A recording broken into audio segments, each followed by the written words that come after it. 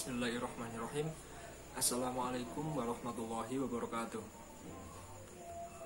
Alhamdulillahirrabbilalamin. Hamdan syakirin, hamdan na'imin, hamdan yuafi ni'mat masida. Ya Rabbana lakal hamdu kama yanbaghi li jalali wajhikal karim wa azimi sultanik. Alhamdulillahirrabbilalamin. Perkenalkan, nama saya Muhammad Abdul Farabi. Saya dari Prodi Hukum Kerja Islam di Universitas Muhammadiyah Surabaya. Kali ini saya akan berkultum sedikit tentang apa sih puasa itu. Namun yang pertama-tama saya akan membacakan tentang ayat yang pada surat Al-Baqarah yang menjelaskan tentang puasa ini, yakni pada ayat yang ke 183 sampai 185. A'udzubillahi Bismillahirrahmanirrahim. Ya ayyuhalladzina amanu kutiba alaikumusiyam kama kutiba alal ladzina min qablikum la'allakum tattaqun. Yang artinya, hai orang-orang yang beriman, diwajibkan atas kamu berpuasa sebagaimana diwajibkan atas orang-orang sebelum kamu agar kamu bertakwa. Ayyaman ma'dudat faman kana minkum maridun aw ala safarin fa iddatum min ayyamin ukhra wa 'alal ladzina yutiquna fidyatun ta'amu miskin faman tatawwa'a khairan fa huwa khairul lah wa an tasumu khairul lakum in kuntum ta'lamun. Yang artinya, yaitu dalam beberapa hari yang tertentu, maka barang siapa di antara kamu ada yang sakit atau dalam perjalanan lalu ia berbuka, maka wajiblah baginya berpuasa sebanyak hari yang ditinggalkan itu pada hari-hari yang lain. Dan wajib bagi orang-orang yang berat menjalankannya, jika mereka tidak berpuasa, mereka membayar fidyah, yaitu memberi makanan seorang miskin. Barang siapa yang dengan kerelaan hati mengerjakan kebijakan, maka itulah yang lebih baik baginya. Dan berpuasa lebih baik bagimu jika kamu mengetahui.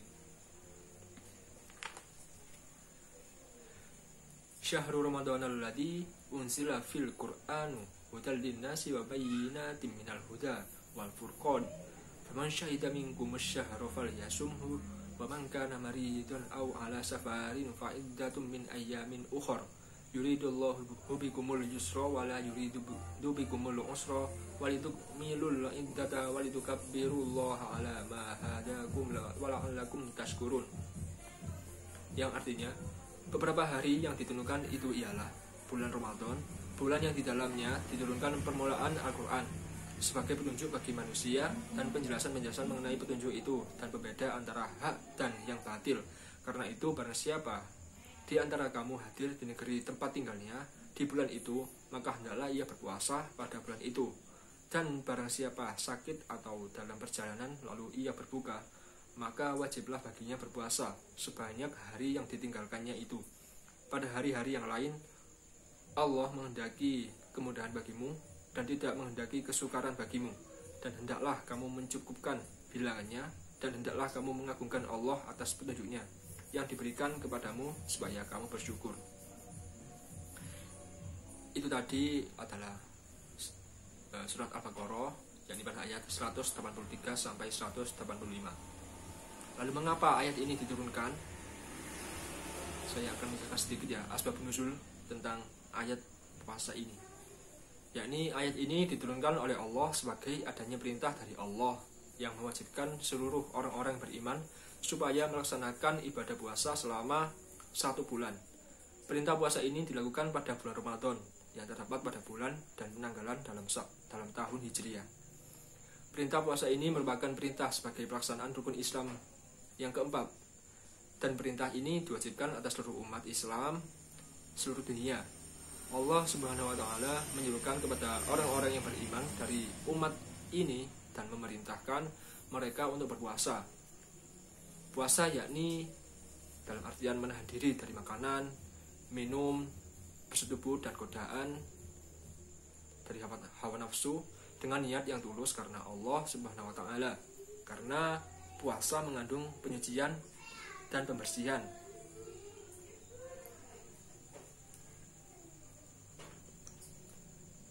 Lalu, apa pengertian puasa menurut Islam? Puasa menurut Islam merupakan suatu amalan ibadah yang dilakukan dengan menahan diri dari segala sesuatu seperti makan, minum, perbuatan buruk, dari terbitnya fajar hingga terbenamnya matahari, dengan disertai niat karena Allah Subhanahu wa taala.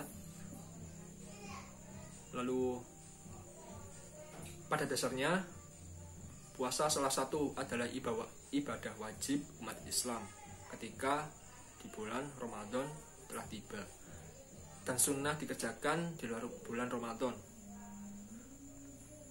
Lalu adapun definisi lain dari puasa, yakni menahan diri dari dua syahwat, yakni perut dan kemaluan, serta dari segala sesuatu yang masuk di tenggorokan.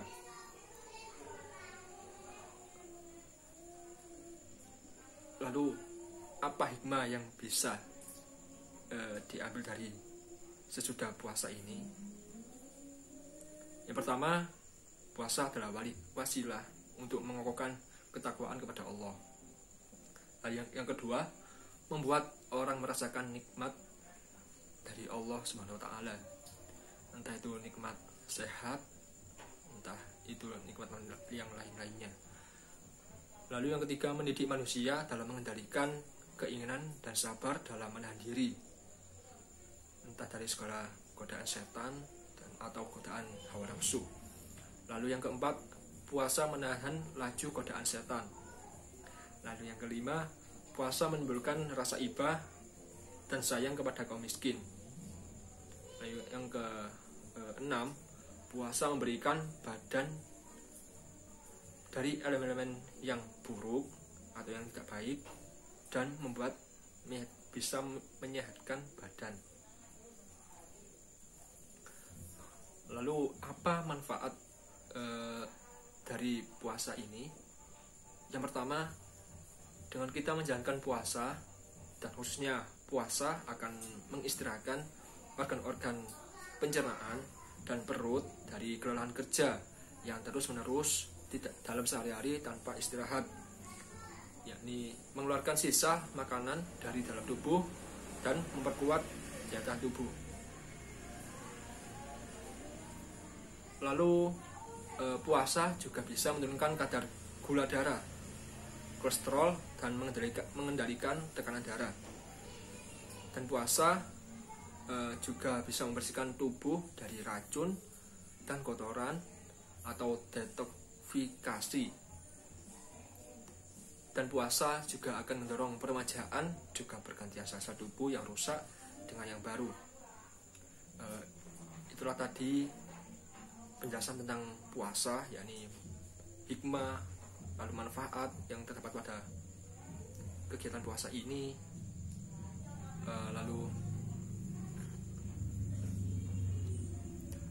pada bulan puasa juga kita bisa dianjurkan dengan lebih giat lagi dalam ibadah, bersedekah kepada orang yang tidak mampu, bersedekah kepada orang miskin, selalu bertawakal kepada Allah agar kita selalu diberi hidayah. Lalu mungkin itu yang bisa saya paparkan sedikit tentang apa sih puasa ini. Mungkin itu saja. Mohon maaf bila ada salah kata dari penjelasan tentang saya, dan saya akhiri. Ihdinas siratal mustaqim. Wassalamualaikum warahmatullahi wabarakatuh.